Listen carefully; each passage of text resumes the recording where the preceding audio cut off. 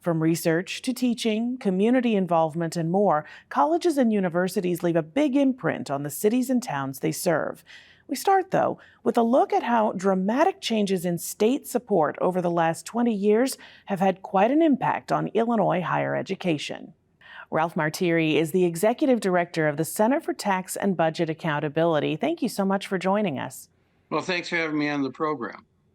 Your organization has a new report out that looks specifically at the investment of state funds into higher education and, in many cases, the lack of investment. Can you tell us a little bit about what the study found and what you hope that it'll achieve with lawmakers working on a budget for this year? Yeah, so, basically everyone knows lives in this state. The state of Illinois has had some severe fiscal problems for quite a period of time. Really, what they've had in Illinois is a structural imbalance where revenue growth didn't keep up with cost growth year to year. So, what state elected officials have done is generally cut investments in certain areas of public services. But one of the biggest cuts over the last 20 years, in fact, by far and away the biggest cut, was made to higher education. When you compare how much we are investing in higher education in the current FY 2023 budget versus what the state invested in 2000, after you adjust for inflation, we've cut that by 46%, almost in half. That's a $1.8 billion real cut in funding. And now the reason for that is when it comes to fiscal matters and you need to cut something, higher ed is kind of the low hanging fruit, right? Because the state spends 9 out of $10 on four things: education, healthcare, social services, and public safety. Well, you can't really cut K-12, doesn't really have independent funding sources, maybe property taxes, but that annoys everybody. No independent funding sources for human services, public safety, no independent funding sources. Oh, higher ed, they could pass it on in tuition. And so that's really been one of the reasons why we've seen this major disinvestment. And in fact, our disinvestment in Illinois has been much worse than the national one. I mean, if you can compare us to the national average, we have cut our funding for higher ed by well beyond what the national average is. And that's had consequences for tuition, for the capacity of universities to maintain programs, to fund salary increases for faculty, et cetera. Sure, and you bring up a good point because so often a cut to a budget has an equal and opposite reaction somewhere. Higher education institutions across Illinois have seen dramatic increases in tuition and particularly in fees. Parents of college students and college students themselves that are trying to pay for higher education would say this is a lot more than we saw 20 years ago. The portion of someone's income is dramatically higher.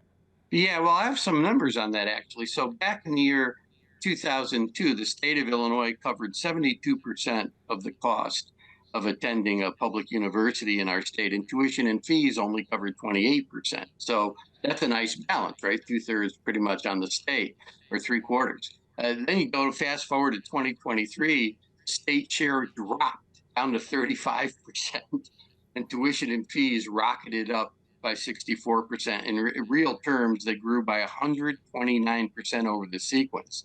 You compare us to the national average, national average tuition and fees at public universities only went up by 36%. So we're way beyond the national average, and our disinvestment, our 51% cut, way outstripped the national average 16%. So what has that meant for families? Well, right now, the average cost of attending a public university in Illinois will take 20% of the income of a middle-income family. That's not insignificant. If you're low income, it takes 63% of your annual earnings. If you're in the bottom quintile of earnings, 101%, more than all what you earn. So, we frequently silo these policy discussions on fiscal systems, right? Oh, we need to save taxpayers' money. We need to cut spending. We don't think about their real world implications. Well, the real world implication of disinvesting in higher education has been to shift a significant portion of the responsibility to pay for higher education onto family incomes. And families need to do this because what the modern economy is telling us is you need some sort of post-secondary degree to be competitive. In fact, according to the Department of Labor, 63% of all job openings right now require some form of college degree. That's significant. That would be the vast majority of them.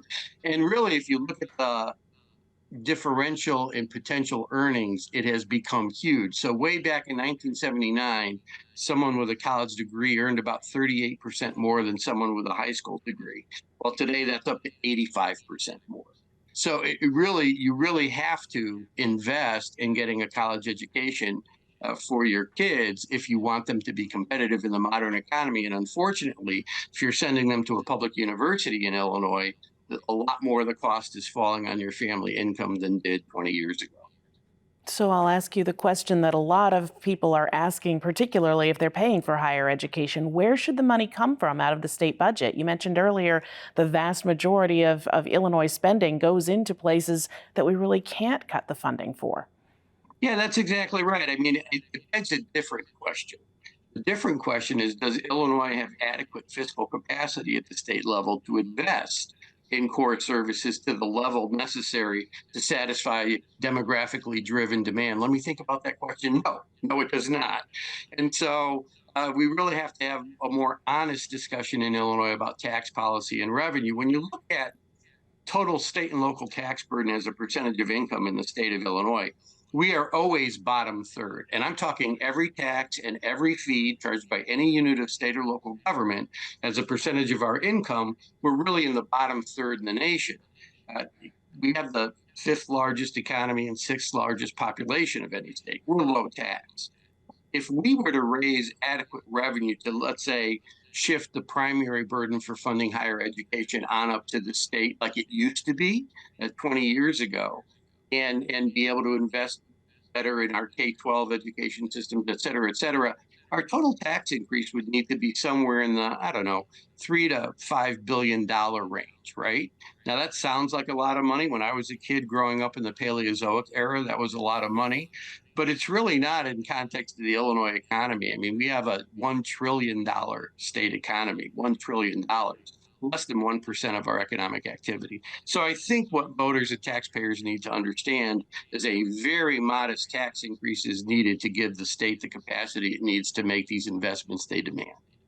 It's a complicated issue and complicated questions, and we'll certainly be back in touch to talk with you about this. I really appreciate it. Ralph Martire is the Executive Director for the Center for Tax and Budget Accountability, and you can find the report online as well. Thank you so much. Thank you.